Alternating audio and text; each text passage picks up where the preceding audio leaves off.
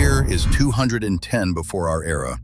A royal convoy rolls across China, carrying the most powerful man who has ever lived. Right behind his carriage, wagons stacked with rotting fish. The smell is unbearable. Nobody asks. Because the fish have one job: to hide another smell. The man who conquered everything, burned the books, built an army of clay and drank mercury to live forever, is decomposing behind the curtains of his own carriage, and only 3 people know. To understand how it came to this, we go back 36 years.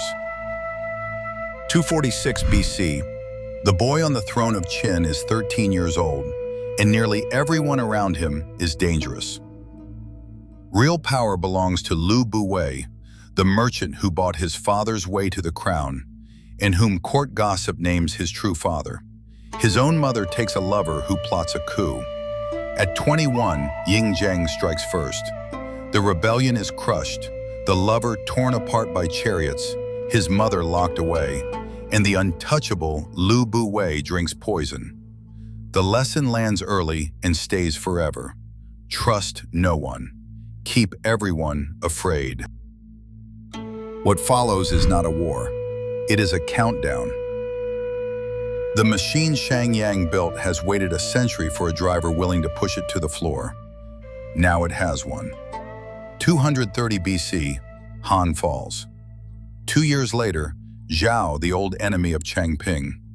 Then Wei, Qin engineers redirect a river and drown the capital. The survivors try alliances, bribes, prayers. Nothing slows the machine. And one kingdom, small, doomed Yan, tries something far more personal. 227 BC, an envoy from Yan named Jing Zheng enters the Qin throne hall with 2 gifts: the head of a traitor general and a map of lands to surrender. By Qin law, no one in this hall may carry a blade, and the guards wait outside, forbidden to enter without an order. The king unrolls the scroll, and in its final inches lies a poisoned dagger. Jing Zheng lunges. The king runs, circling a bronze pillar, clawing at a ceremonial sword too long to draw. The court physician hurls his medicine bag. Someone screams, "Sling the sword behind your back!" One stroke ends it. The king survives without a scratch, very nearly killed by his own laws. Shang Yang could have warned him. But something in him, the chroniclers hint, never recovers. The answer is annihilation. Yan is crushed. Mighty Chu falls to the largest army China has ever fielded. And in 221 BC, the last kingdom, Qi, surrenders without a single battle. For the first time in history, all of China is one state, ruled by the frontier kingdom everyone used to mock. The title of king is now too small. He fuses the names of the god-sovereigns of myth into something new: Shi Huangdi, the first emperor. His heirs will simply be numbered, 2nd, 3rd, 4th, down to the 10,000th generation. Then he does something stranger than conquest. He standardizes. One script, one coinage, one system of weights and measures. Even cart axles, one width so every wheel fits every rut on the new imperial highways. Boring? Maybe. But these kingdoms had spent centuries unable even to read each other's letters. Now a decree written in the capital can be read in every village of the empire. Dynasties will rise and burn for 2,000 years and keep writing with his characters. The boring revolutions are the ones that last. To the north, there are no kingdoms left, only the horsemen of the steppe.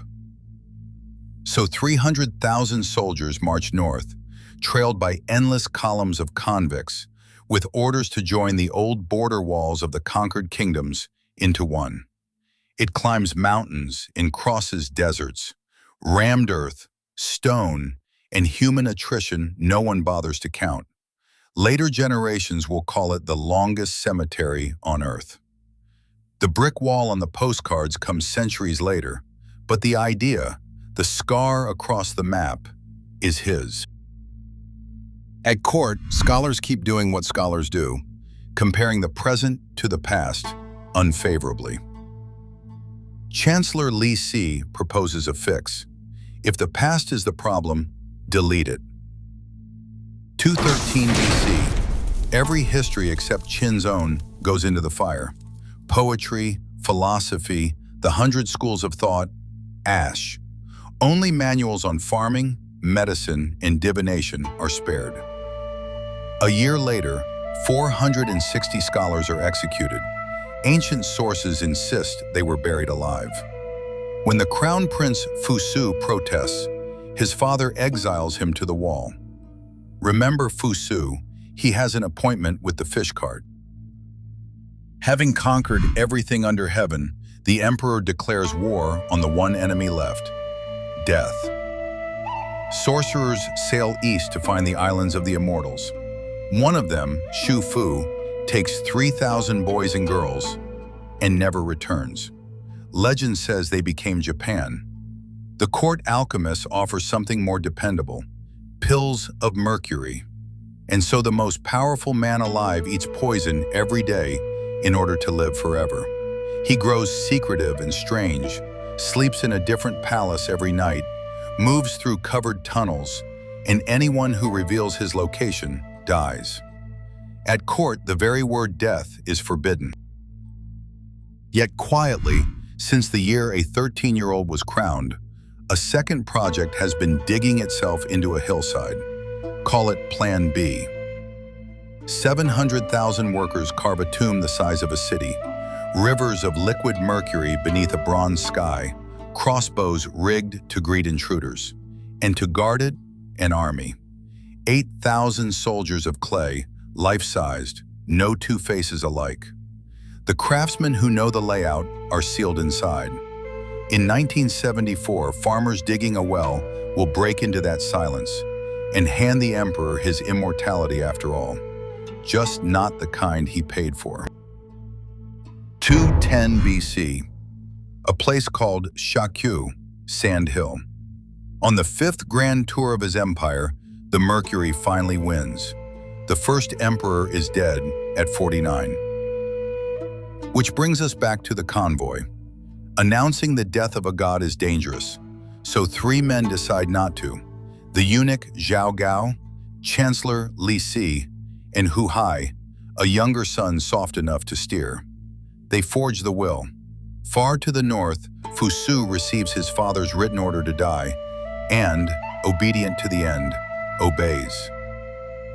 For 2 months, the corpse rides home behind a wall of rotting fish, decrees still issued in his name. An empire bowing to a smell. The dynasty built for 10,000 generations survives its founder by 4 years. Hu Hai reigns as a puppet. 2 peasant conscripts, late for garrison duty and facing execution anyway, decide rebellion cannot possibly pay worse, and the empire catches fire. While China burns, Zhao Gao tests the court by presenting a deer and calling it a horse, then executes everyone who says deer. In 206 BC, Qin is gone. But one rebel, a village patrol officer fond of wine, will take the throne as a peasant, keep the machine, and teach it enough mercy to last 4 centuries. His dynasty will give the Chinese people the very name they carry today. Han. That story is next.